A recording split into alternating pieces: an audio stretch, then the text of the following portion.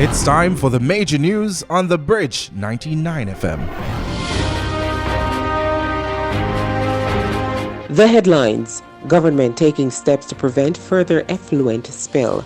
Prime Minister says Ruthven Towers Phase 2 will start soon, and $30 million beautification project for Montego Bay. In regional news, Grenada demands apology for slavery. And in international news, President Biden to allow women to travel between states for abortion.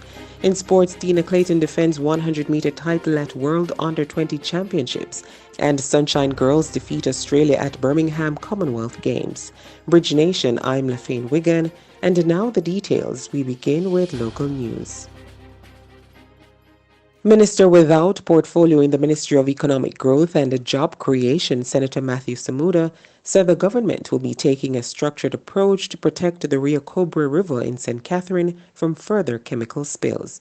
Last week, a spill of caustic effluent from bauxite and alumina company Windalco flowed into the Rio Cobre River, resulting in a fish kill. Several other species were also affected. One of the strategies being put in place to fix the issue is the establishment of a second effluent holding pond, while the capacity of the existing pond will also be increased. Senator Samuda stated that this should be completed between September and November of this year. Senator Samuda, who also has responsibility for the environment, said the government, through the Natural Resources Conservation Authority (NCRA), holds an environmental performance bond of $115 million from Windalco, so in the event of any breaches, the company will pay the cost. Mr. Samuda assured residents who have been affected by the spill that they will also receive government support through the Ministry of Labor and Social Security and the Agriculture and Fisheries Ministry. And the controversial Ruthven Towers development constructed by the National Housing Trust (NHT) will be offering more units as the NHT prepares to start Phase 2 of the development. Prime Minister Andrew Holness on Wednesday said Phase 2 of the project will go ahead despite harsh backlash regarding the costs of the apartments. The NHT was criticized for the high prices for the units, which ranged between $27.7 million and $37.7 million. According to some public comments, the agency had failed to fulfill its mandate to provide affordable housing. However, speaking at the handing over ceremony, Mr. Holness said the government will ensure that the second phase of the project will provide houses for low-income earners. Phase 2 will provide 234 units to the market. He further added that persons who can afford to purchase a house for $40 million should not be prevented from doing so. The NHD plans to build 3 more towers in Phase 2 with amenities such as a swimming pool, tennis court, and meeting rooms. It is expected to be completed by 2024. And Mayor of Montego Bay Councillor Leroy Williams said millions of dollars was spent to improve the appearance of the city to mark Jamaica's 60th year of independence. A $30 million beautification project included the renovation of the city's most popular fountain in the heart of the historic Sam Sharp Square. The square is known for its symbolic value in the country's journey through slavery to both emancipation in 1838, then independence over a century later in 1962. It was named after national hero Samuel Sharp. According to Mayor Williams, additional work has also been done to beautify different sections of the city to highlight the patriotism among Montegonians during the Emancipendence period. Another landmark in the city, the clock at Barnett Street, was enhanced with murals. The walls of Jarrett Park and the railway station were also painted.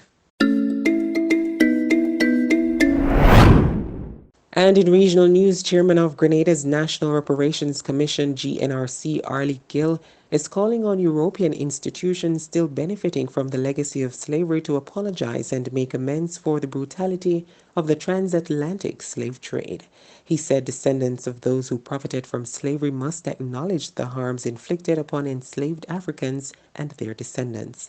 Grenada this year celebrates 184 years since the abolition of slavery by Britain. Mr. Gill insists descendants of enslaved Africans are still recovering from more than 400 years of brutality, cruelty, and gross injustice meted out against our ancestors. He said a sincere apology from European nations, the Catholic Church, and associated corporations must be made. He adds that an apology forces these institutions that benefited from the transatlantic slave trade to finally correct a wrong that has lingered in history. The GNRC said the refusal to apologize for slavery is a stain of injustice that continues to taint humanity. And in international news, U.S. President Joe Biden on Wednesday signed an executive order aimed in part at making it easier for women seeking abortions to travel between states to obtain access to the procedure. It will allow states that have not outlawed abortion to apply for specific Medicaid waivers that would, in effect, help them treat women who have traveled from out of state.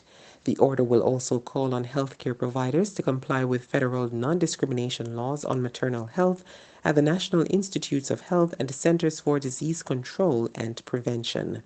Some states have also taken steps to protect abortion rights. The conservative U.S. state of Kansas has decided in a referendum to protect abortion rights. It is a major victory for pro-choice groups. It was the first electoral test of the issue since the U.S. Supreme Court allowed the states to ban the procedure.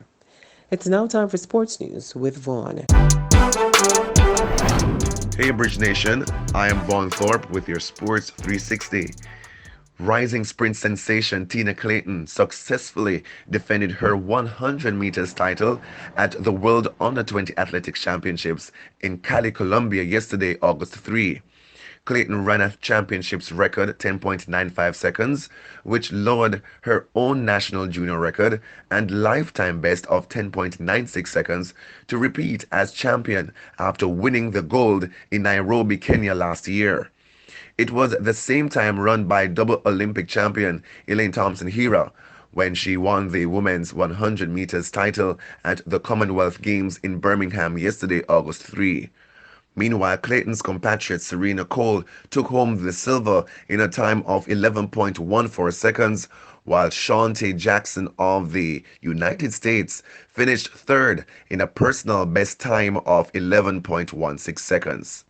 And Jamaica's Sunshine Girls rallied from a 6-point fourth quarter deficit to defeat three-time gold medalists Australia at the 2022 Commonwealth Games in Birmingham today, August 4.